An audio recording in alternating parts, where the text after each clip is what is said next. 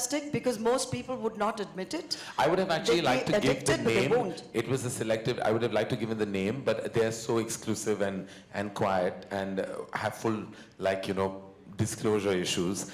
So that's why I didn't give that information. Not that anything's come out of it, and I'm not a success story of their agency at all. In fact, I'm a rather, apparently 2 out of 3 people succeed, and I'm that one who failed. You also talked about 3.5 failed relationships. 1 true love, and I think 3.5 failed relationships.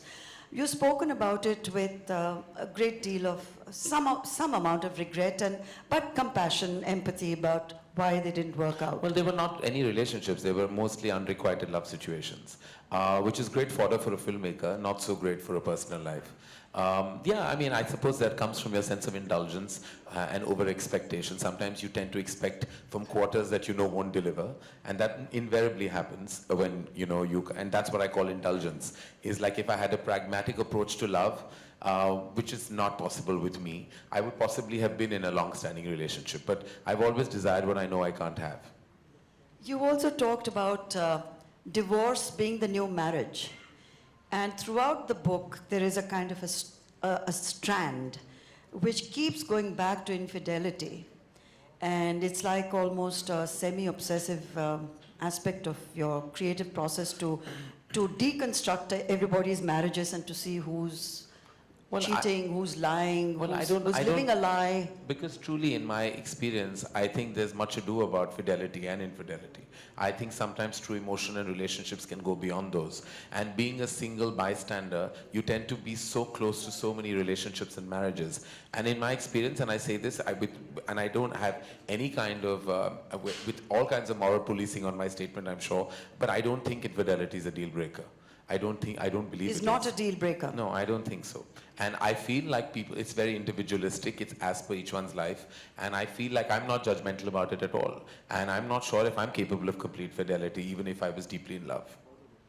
But in your film, when you're talking about the process where you were going to shoot the scene, very interesting conversation that you had with Shahrukh, when all of you had second thoughts whether to go all the way and show Rani and him in bed or suggest that they've actually had sex, where you were advised against it, and even Shahrukh was not sure whether it should have that scene or it should be like the Meryl Streep scene where it ends without them actually doing it. I was in a zone of abandon at that time. You know, I was like, I felt I had wings. I wanted to fly as a filmmaker. But when I look back, I feel like I remember very clearly, and I've said it, that when the scene was going on, I was watching it at a preview, and there was a very traditional couple watching it, and the moment Shahrukh and Rani check into the hotel in Kabhi Alvida, the lady turned to her husband and he said, "Don't worry, dream sequence hai." And because they imagined that this is not possible. You know, in a Karan Johar film, it's not possible that this would actually transpire. At the moment they realized it was not a dream sequence, 5 minutes later they were out of their cinema halls. So I realized that, you know, sometimes topics like this are brushed under the carpet in our society. We don't like to watch what is startling and truthful on celluloid. We like to watch virtue and morality, say the right messaging. The moment you make viewing uncomfortable, the moment you say things that hit you hard, those are the films that bother you the most, and you have extreme reactions. Kabhi Alvida had extreme reactions. I had people come and say, I hated it. The only reason you can hate it if it's the truth of your home, and it's the truth of your marriage. You can't hate that film otherwise. Or had people say, it's uncomfortable to see this film with my spouse, because what do you say after? Oh, I love the film, what did you love about it?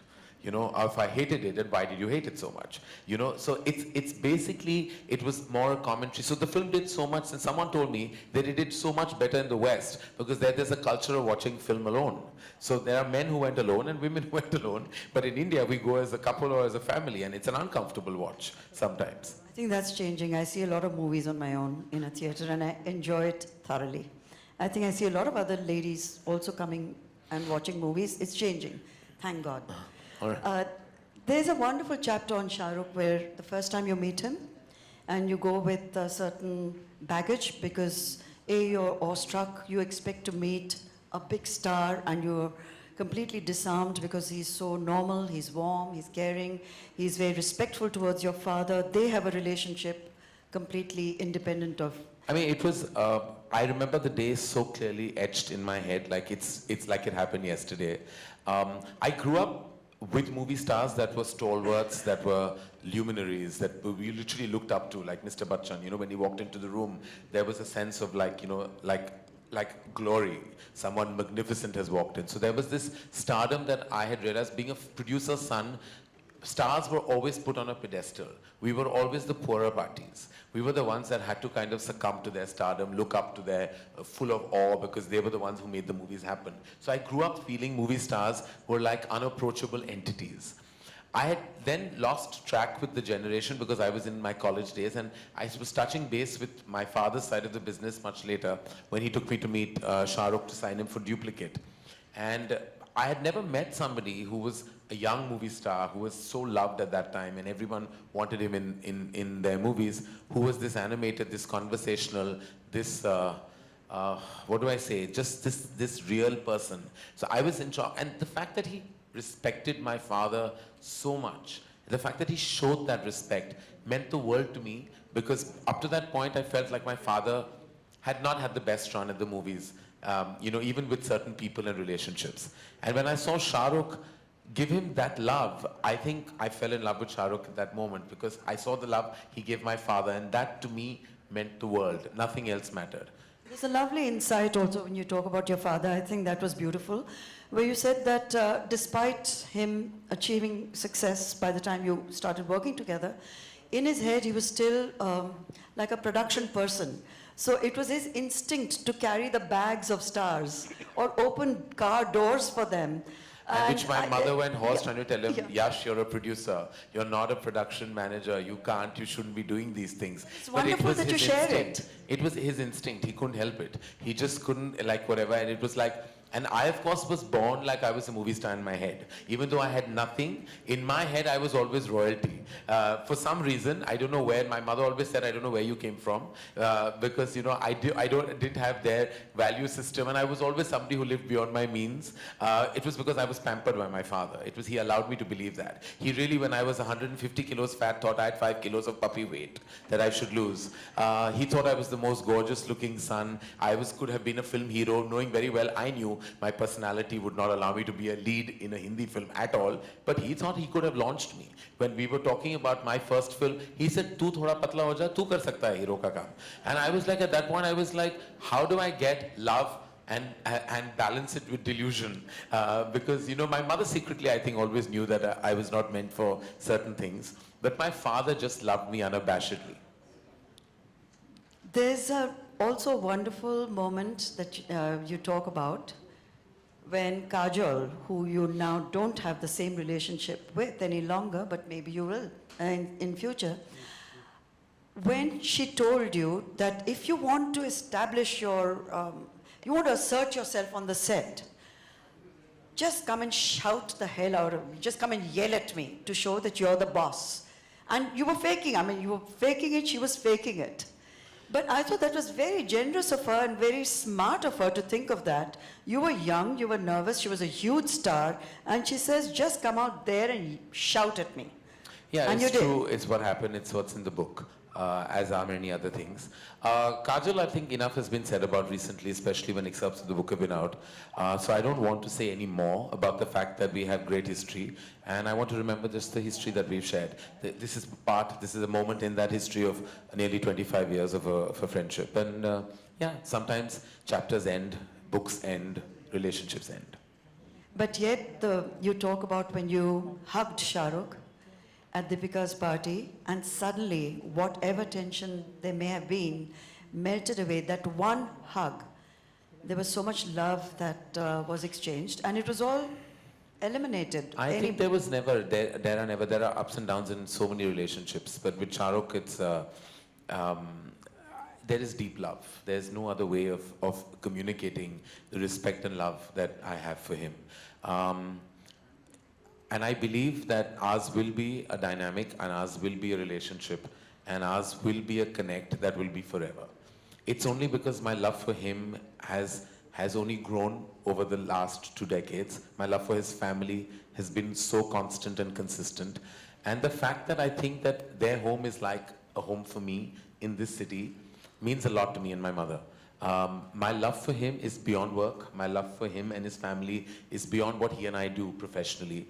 It really is now a soul connect. I think we were meant to meet in this world, and I think it's because of my father that we have this connect, and we could possibly have our down days and our humongously up days, but what we cannot ever forget is the unabashed love that will remain, and the respect, more importantly, that I think has not been diminished, no matter what. It has a lot to do with both of you being successful, very successful in your own right. You say that friendships in show business can only succeed if the two people involved are equally successful. Is there something like friendship at all in showbiz? I've made some very strong friendships. Everyone in this room today is from my industry. My relationships define me. We're low on family. We have very few relatives that we're really connected with, me and my mom. So most of my personal connections are my family, and they're my extended family. I've made the most amazing relationships. In fact, I say this to Gauri, that I think I'm one of the reasons what I made her love people in the movies. Because when she came in, she was so reluctant to meet people because everyone comes with baggage. But some of my most deep equations and my most solid dynamics have been with people from the movies. So I think it's very unfair to say that relationships, yes, you go through ups and downs and there are always turbulent times. But I have to say that the soul and heart I've found within the fraternity and the industry has been amazing, and I will cherish those relationships for the rest of my life. They're all still there in my life. In fact, I'm a very constant person. People who've been in my life for over 2.5 decades are still there in a very strong space. And finally, your book ends with your expressing a desire to perhaps adopt a child or have a surrogate child, and you talk about this child as your old age kind of a policy, to insurance policy in old age. I think you have reason. I feel I have a nurturing quality in me, and I saw that most when I launched Alia, Varun and Sid. I felt like I can't let go of them even now. Like I feel it's been nearly 5 years, and I feel no matter what they do in whatever capacity they do, when they're on screen or they're at an event or they're anywhere, I see myself staring at what they're doing, what they're saying. That shows that I actually have a sense, and even all the directors in Dharma, everyone in Dharma, to me, I'm maybe age-wise, say a decade apart from them, maybe more than that. But the emotion comes from a very strong paternal space. And I feel like I would like to take that forward. I don't know what I'm going to do about it, but I feel like I would like to be a parent. I don't know in what capacity. I don't know how it's going to happen. I have no clue, and I don't have answers to those questions. But I do feel the need, because I feel I have love to offer. And since it's there, and I'd like to take it forward, because I feel like that paternal instinct needs to be acted upon. And I feel it very strongly. Like I feel like I have so much within me that I conserve, and I feel that love has to have a release, you know, and it's not going into a relationship. It goes abundantly to my love for my mother and my friends and all of them around me. In my company, I love everyone. To me, I don't think any of them will realize how deeply moved I am that so many of them are here today, and what they mean to me in my life. I sometimes don't express it enough because it's within me, and I feel like that love within me needs to find a platform, and I think that platform could be a parent platform. Karan, I wish you every success. I hope a baby does come into your life. It'll transform you. It transforms everybody who's ever had a child, and I can tell you that from experience. With 4 grandchildren now, I can tell you that with double experience. So, blessings all the way.